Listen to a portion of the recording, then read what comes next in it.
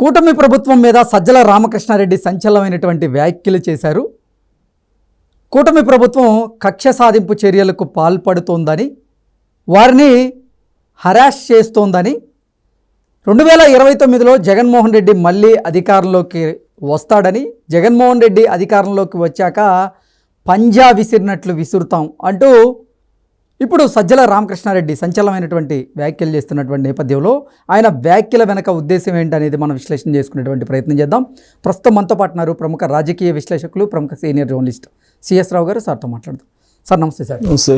సజ్జల రామకృష్ణారెడ్డి ఆంధ్రప్రదేశ్ ప్రభుత్వం మీద అయితే సంచలనమైనటువంటి వ్యాఖ్యలు చేస్తున్నారు. అలాగే 2029లో జగన్మోహన్ రెడ్డి మళ్ళీ ముఖ్యమంత్రి అవుతారని, ముఖ్యమంత్రి అయిన తరువాత జగన్మోహన్ రెడ్డి పులి పంజా విసిరినట్టు విసురుతుంది అన్నట్లుగా ఆయన కొన్ని వ్యాఖ్యలు చేస్తూ ఉన్నారు. ఏంటి సార్ ఆయన వ్యాఖ్యల వెనక ఉద్దేశం ఏంటి? ఇప్పుడు ఆయన ఏ సందర్భంలో ఆ వ్యాఖ్యలు చేశారంటే, నందిగం సురేష్ జైల్లో ఉంటే వెళ్ళి వచ్చిన తర్వాత ఆయన మాట్లాడినటువంటి మాటలు, ఆయన సంచలనమైనటువంటి వ్యాఖ్యలు కాదు ఆయన చేసింది, నీతి వాక్యాలు చెప్పారు. ఓకే, ఏ నీతి వాక్యాలు చెప్పారని అంటే, ఇప్పుడున్నటువంటి ప్రభుత్వం ప్రజాస్వామ్య విరుద్ధంగా వ్యవహరిస్తుంది, ఇక లా అండ్ ఆర్డర్ లేదు, వేధింపులు మాత్రమే చేస్తుంది, వేధింపులు చేస్తున్నటువంటి ప్రభుత్వం ఎంతో కాలం నిలబడదు అని చెప్పి నీతి వాక్యాలు చెప్పారు. ఎవరిని బడితే వాళ్ళని వైఎస్ఆర్ కాంగ్రెస్ పార్టీ వాళ్ళని తీసుకెళ్ళేసి అరెస్ట్ చేస్తున్నారు. ఆయన ఎంతమందిని అరెస్ట్ చేస్తారు? ఈ హరాస్మెంట్ ప్రభుత్వం సూపర్ 6 అని చెప్పి మోసం చేసింది, అధికారంలోకి వచ్చింది. ఇది ప్రజలందరూ తెలుసుకున్నారు, ప్రజలు తిరగబడతారు త్వరలో అని చెప్పి ఆయన నీతి వాక్యాలు చెప్పారు. ఇక్కడ నాకు అట్రాక్ట్ చేసినటువంటి అంశం ఏంటంటే, నీతి వాక్యాలు చెప్పడం. ఎలా అంటే, ప్రభుత్వం హరాస్ చేస్తుంది, ఈ హరాస్మెంటు అనేది ప్రజాస్వామ్య విరుద్ధం అని చెప్పి ఆయన మాట్లాడుతున్నారు.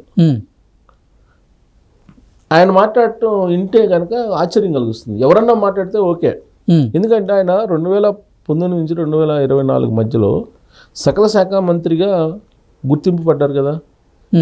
జగన్మోహన్ రెడ్డి గారి తర్వాత పవర్ పాయింట్ ఆయనే అన్నట్టు ఉంది కదా. మరి రాష్ట్రంలో ఉండేటువంటి పరిస్థితులు, అలాగే రాష్ట్రంలో జరిగినటువంటి అరెస్టులు, రాష్ట్రంలో జరిగినటువంటి అరాచకాలు, వీటన్నిటికీ బాధ్యుడు సజ్జల రామకృష్ణారెడ్డి గారు, తర్వాత వాళ్ళ అబ్బాయి అని చెప్పి చెప్తున్నారు కదా, భార్గవ రెడ్డి గారని సర్వత్రా వినిపించింది కదా. కేవలం జగన్మోహన్ రెడ్డి గారు కారణంగానే కాదు, సజ్జల రామకృష్ణారెడ్డి గారు, సజ్జల భార్గవ రెడ్డి గారు ఇద్దరు చేసినటువంటి కార్యక్రమాల కారణంగానే ప్రజలు 11 స్థానాలకు వైఎస్ఆర్ కాంగ్రెస్ పార్టీని పరిమితం చేశారు అనేటువంటి అభిప్రాయం వైఎస్ఆర్ కాంగ్రెస్ పార్టీలోనే వినిపిస్తుంది. ఆ మేరకు జగన్మోహన్ రెడ్డి గారికి కూడా వైఎస్ఆర్ కాంగ్రెస్ పార్టీ వాళ్ళు అనేక సందర్భాల్లో ఫిర్యాదు చేశారు. 2024 అసెంబ్లీ ఎన్నికల తర్వాత అసలు కొన్ని రోజుల పాటు తాడేపల్లి ప్యాలెస్కి కూడా అటువైపు చూడటానికి కూడా వెళ్ళనటువంటి పరిస్థితి, భయపడేటువంటి పరిస్థితి కదా. అంటే తప్పు చేస్తేనే కదా వెళ్లకుండా ఉండేది. సో ఇలాంటి పరిస్థితులు అసలు ఏం జరిగింది ఆ రోజున? రఘురామకృష్ణరాజు గారిని ఏం చేశారు? అది హరాస్మెంట్ కదా. తర్వాత ఆ రోజున కొల్లు రవీంద్ర గారిని కానీ, అచ్చెన్నాయుడు గారిని కానీ, చింతమనేని ప్రభాకర్ని కానీ, తర్వాత జేసీ ప్రభాకర్ రెడ్డి గారిని కానీ, ఇలా ఎంతమందిని అరెస్ట్ చేశారు?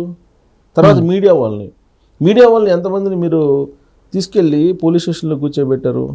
అర్ధరాత్రి అపరాత్రి అని లేకుండా ఇళ్ల మీదకి పోలీసుల్ని ఎన్నిసార్లు ఎంతమంది మీద పంపించారు? వాళ్ళు ఎంతమంది మీద కేసులు పెట్టారు? దాదాపుగా 7-8 వేల కేసులు పెట్టారు వాళ్ళు. అన్నీ హరాస్మెంట్ కేసులే. మరి ఇన్ని రకాల అరాచకాలు చేసి అతను డోర్ డెలివరీ చేశాడు కదా శవాన్ని, అనంతబాబు వాళ్ళ ఎంపీని కిడ్నాప్ చేసుకున్నారు కదా వాళ్ళే, వైజాగ్ ఎంపీని అప్పట్లో కిడ్నాప్ చేసుకున్నారు కదా. ఆయనే బయటకు వచ్చాడు కదా, నేను ఇక్కడ వ్యాపారం చేయలేదు, నేను హైదరాబాద్ వస్తానని. జత్వానీని ఏం చేశారు? జత్వానీ కేసులో ఏం జరిగింది? ఇవన్నీ ఇప్పుడు బయటకు వస్తున్నాయి కదా. అప్పుడు వీళ్ళు గత 2019 నుంచి 2024 వరకు జరిగినటువంటి అరాచకాలు, తర్వాత ఆ రోజు జరిగినటువంటి వేధింపులు ఇప్పటికీ కూడా ఆంధ్రప్రదేశ్ సమాజాన్ని వెంటాడుతున్నాయి కదా, వేధిస్తున్నాయి కదా. ఇప్పటికి కూడా మర్చిపోలేనటువంటి వేధింపులు కదా అవి. దానికి బాధ్యులు ఎవరు?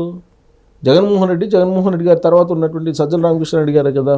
ఆయన వచ్చి ఇప్పుడు నిధులు చెప్తున్నారు. ఇప్పుడున్నటువంటి ప్రభుత్వం అరెస్ట్ చేస్తుంది అని. ఇప్పుడున్నటువంటి ప్రభుత్వం అరెస్ట్ చేస్తే వీళ్ళు బయట తిరుగుతారా? అంటే ప్రభుత్వాన్ని వెనకేసుకొని రావటం కాదు నేను అనేది. ఆ రోజు ఉన్నటువంటి పరిస్థితి ఏంటి, ఈ రోజు ఉన్నటువంటి పరిస్థితి ఏంటి అనేది మనం బేరీజ్ వేసుకోవాలి. చట్ట ప్రకారం వెళ్తున్నారా లేదంటే చట్టానికి విరుద్ధంగా వెళ్తున్నారా వీళ్ళు ఇప్పుడున్నటువంటి ప్రభుత్వం? ఆ రోజు చట్ట విరుద్ధంగా మీరు వెళ్ళారా లేదా? రఘురామకృష్ణరాజు గారిని మీరు చితకబాది అత్యాయత్నం చేశారా లేదా? కళ్ళకు కనపడుతుంది కదా, దానికి సంబంధించి విచారణ జరుగుతుంది కదా. మరి ఆయన వచ్చి అసలు ఆ రోజంతా ధర్మ పరిపాలన జరిగింది, సుపరిపాలన జరిగింది, స్వరాజ్యాన్ని ఏర్పాటు చేయాలని జగన్మోహన్ రెడ్డి గారు అనేక సంస్కరణలు చేశారు, కానీ చంద్రబాబు నాయుడు గారు వచ్చి చెడగొడుతున్నారు, అరెస్ట్ చేస్తున్నారు అని చెప్పి ఈయన చెప్తున్నారు, శుద్ధులు చెప్తున్నారు. ఎవరన్నా చెప్తే శుద్ధులు ఓకే, ఈయన చెప్తే శుద్ధులు జనాలు నవ్వుకోరా? ఇప్పుడు ఆ పార్టీల నుంచి వెళ్ళినట్టు బాలినేని శ్రీనివాసరెడ్డి గారు చెప్తారు మొత్తం వీళ్ళ హిస్టరీ మొత్తం ఏంటనేది.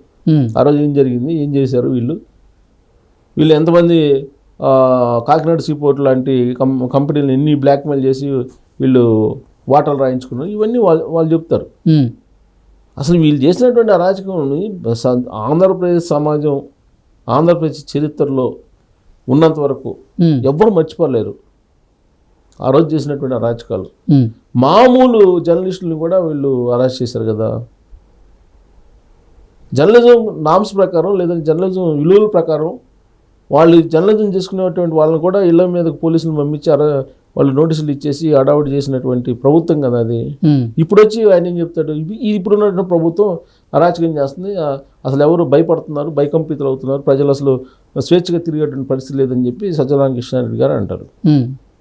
అని ఆయన ఏం చెప్తున్నాడు, మేము మళ్ళీ అధికారంలోకి వస్తాం. ఎందుకు వస్తామని అంటే సూపర్ 6లు అనేది అమలు చేయట్లేదు చంద్రబాబు గారు, అరాచకాలు వేధింపులు ఎక్కువైపోయినాయి, కాబట్టి వీటిని తట్టుకోలేకున్నారు ప్రజలు, ఎప్పుడెప్పుడు ఎలక్షన్స్ వస్తాయని చెప్పి వెయిట్ చేస్తున్నారు, 2-3 సంవత్సరాల్లో రావచ్చు జమిలీ అంటున్నారు. అవన్నీ గుర్తు చేశారు ఆయన. నెక్స్ట్ ఎలక్షన్ ఎప్పుడు వస్తే అప్పుడు మేమే వస్తాం అన్నట్టుగా చెప్పాడు ఆయన.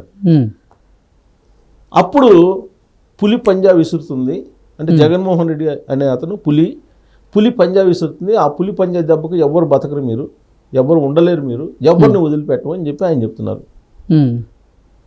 అంటే ఎవరి గురించి? అధికారుల గురించి చెప్తున్నారు.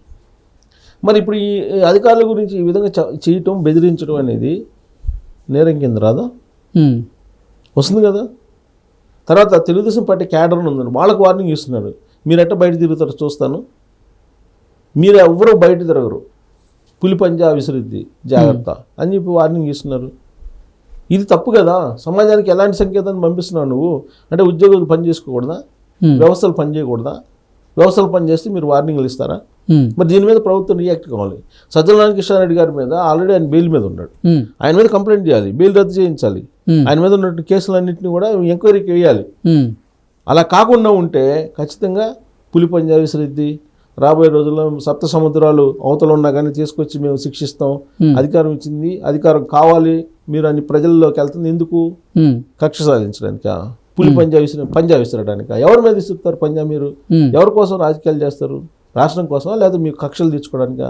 ఏంటి ఆయన జర్నలిస్ట్ పల్లె, ఆయన సీనియర్ జర్నలిస్ట్, ఆయన ఆయన పొలిటీషియన్ కాకముందు మిగతా వాళ్ళు మాట్లాడినట్టు ఆయన మాట్లాడితే ఎలా? 2019 నుంచి 2024 వరకు ఏం జరిగిందని తెలుసు కదా. తెలిసిన తర్వాత కూడా అది మాట్లాడుతున్నారు, పైగా ఆయన బెదిరించడం ఏంటి వ్యవస్థల్ని? కాబట్టి ఈ ప్రభుత్వం సీరియస్గా తీసుకోవాలి ఇవన్నీ, లేదంటే ఇలానే వదిలిపెడితే కనుక రాంగ్ సంకేతం ప్రజల మధ్యకి వెళ్తుంది, వ్యవస్థలు బలోపేతం కావు, వ్యవస్థలు బలోపేతం అయ్యే అవకాశాలు ఉండవు ఇలాంటి బెదిరింపులు కనుక ఉంటే కనుక. కాబట్టి స్వేచ్ఛాయుత వాతావరణం కల్పించాలంటే ఇలాంటి వాళ్ళని ఫస్ట్ అదుపు చేయాలి. Okay sir, thank you so much. Thank you.